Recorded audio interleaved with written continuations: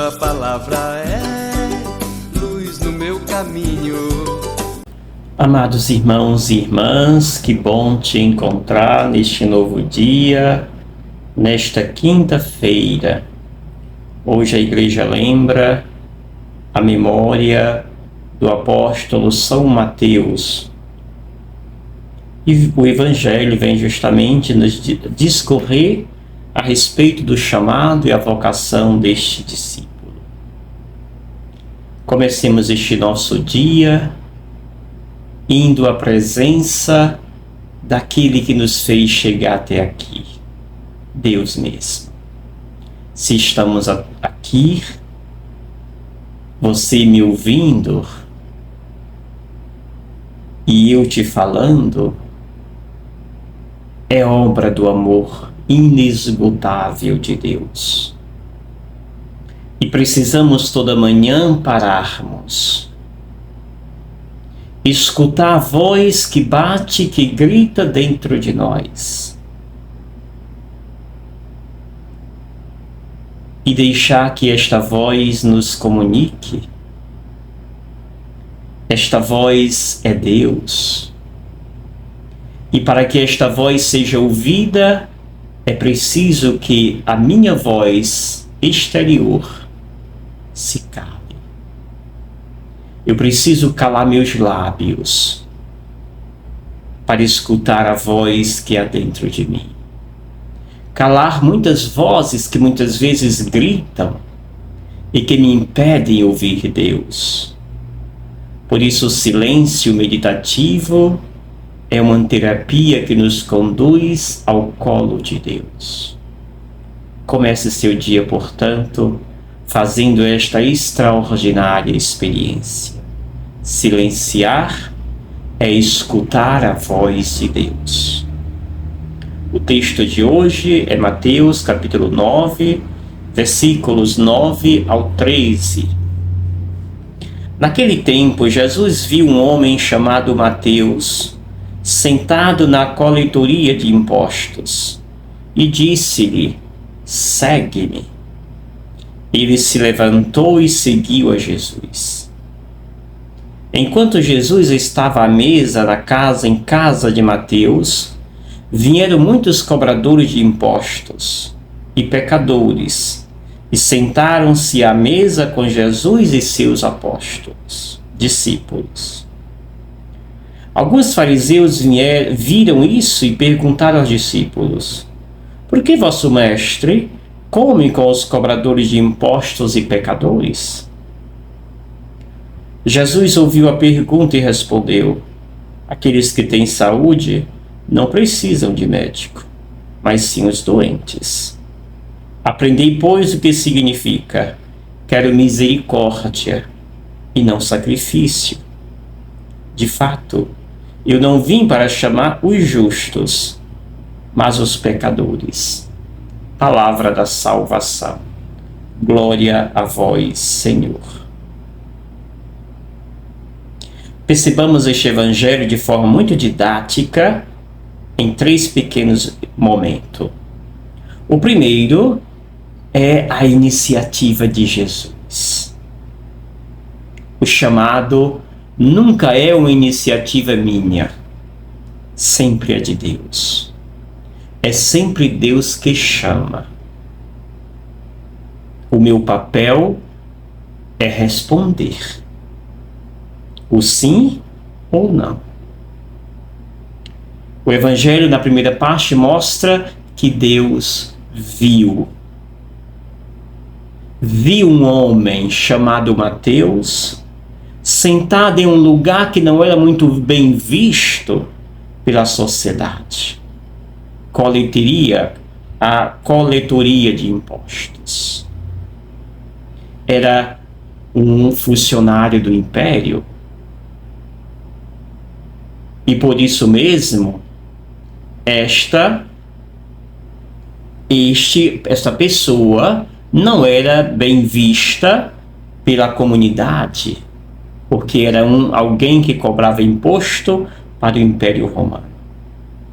É esta pessoa que Jesus vai e chama. segue-me. Segue-me significa separar. Significa arrancar de um lugar, trazer para cá. Deus nos separa para depois reinserirmos à comunidade. Nos separa para nos preparar, para imitarmos.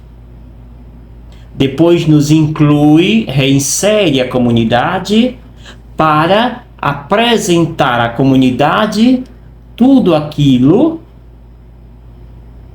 que nós aprendemos dele.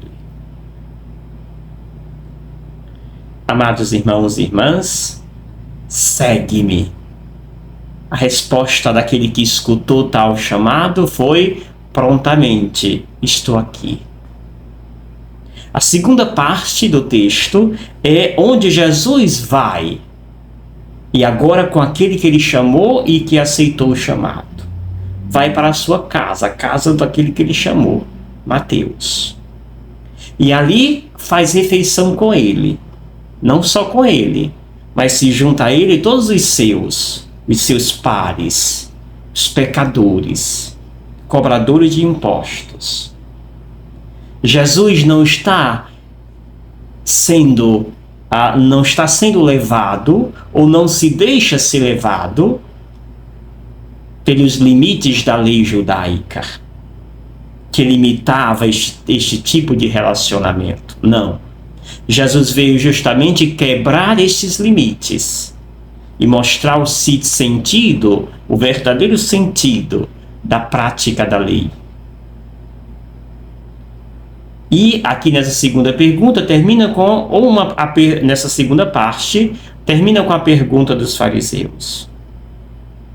Por que vosso mestre come com os mestres cobradores de impostos e pecadores?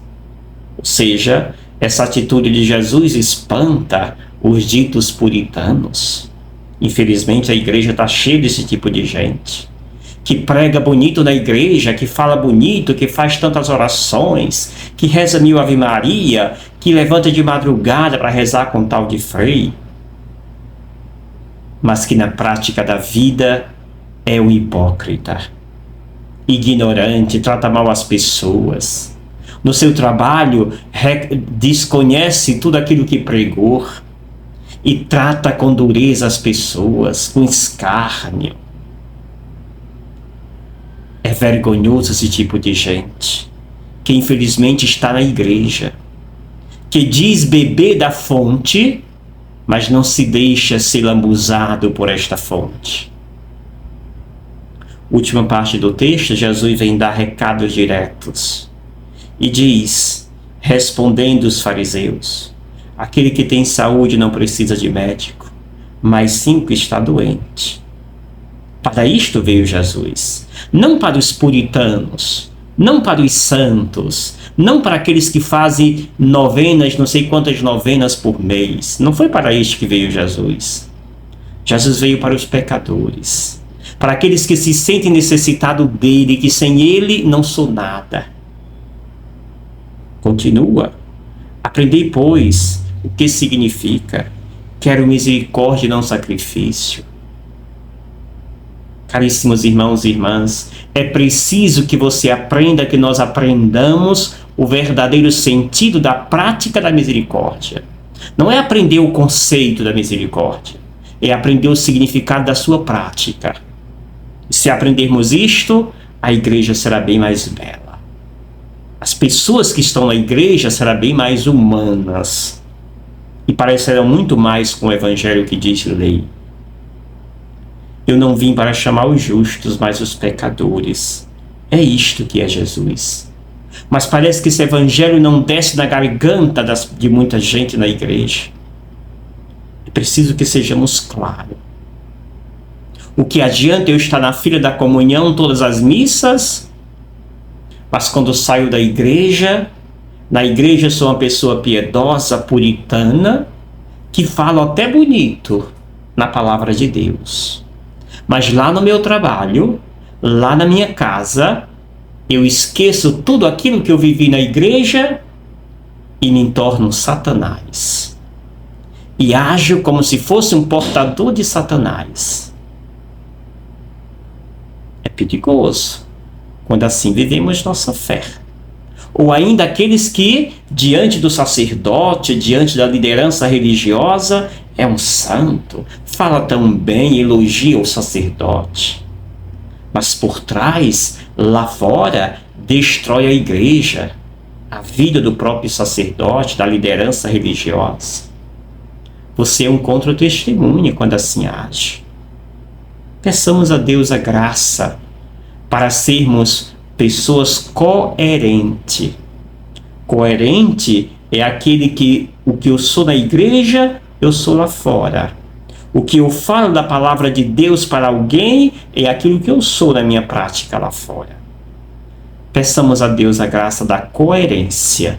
E aí, com certeza, seremos verdadeiros cidadãos do céu. E eu te abençoo em nome do Pai, do Filho e do Espírito Santo. Amém. Gratidão. Obrigado, Senhor, porque és meu amigo.